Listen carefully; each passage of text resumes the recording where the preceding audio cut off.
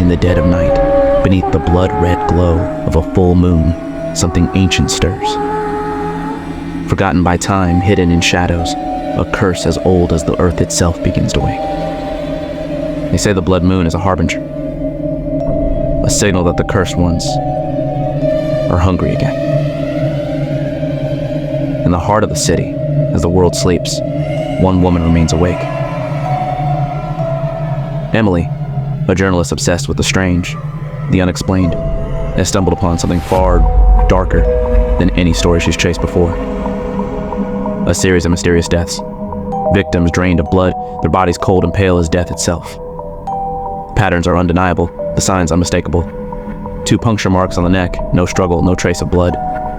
The legends she's read whisper of creatures that feed in the night, but could such stories really be true?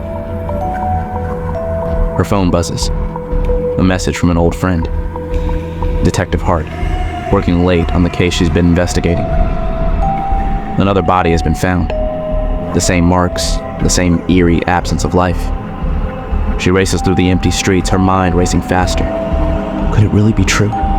Could the stories she dismissed as folklore be more than myth? Could the vampire be real? In the cold, dark alley, the scene is familiar. The body, lifeless and drained, lies on the ground like a discarded shell. The stench of death hangs in the air. But there's something else. Something wrong. The marks on the neck tell a story no one wants to believe. But Emily has seen enough, read enough to know what this means. The blood moon, the legends of the Nosferatu, are not just stories. The ancient curse has returned. But before she can speak, a sound echoes through the darkness. Footsteps. Slow, deliberate, moving closer. She holds her breath, her heart pounding in her chest. Someone or something is watching. In the distance, a figure stands just beyond the light, hidden in the shadows. Its eyes glow faintly red, its presence palpable. Emily knows deep down what she is seeing is impossible. But the figure is real. Before she can react, the figure disappears, swallowed by the darkness. But she knows now. This is no ordinary killer. Something much darker, much older is at play here. Long ago, in the remote villages of Eastern Europe, they spoke of such creatures. Cursed beings, bound to the blood moon, rising from their graves every 100 years to feed.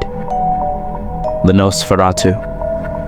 They were monsters, hunting under the cover of night, their thirst unquenchable.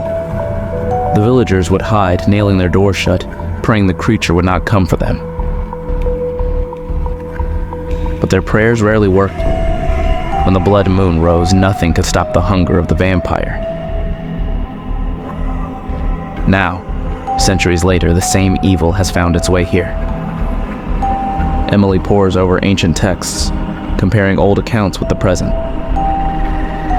The similarities are chilling. Victims drained of blood, no sign of struggle. The same as it was hundreds of years ago. The ancient texts speak of a ritual, a curse that binds the Nosferatu to the blood moon, a cycle of death that cannot be broken. And now, as the blood moon rises once again, the killings have begun.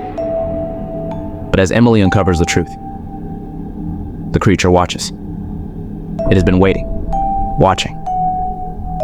The blood moon has given it strength, and it knows that its time has come. It will not stop. It cannot stop. The predator is patient, lurking just out of sight, waiting for the moment to strike. It is close now, closer than she could ever imagine. But there's something Emily hasn't learned yet. You don't find the vampire finds you. The hunt has begun, and the blood moon has only just risen.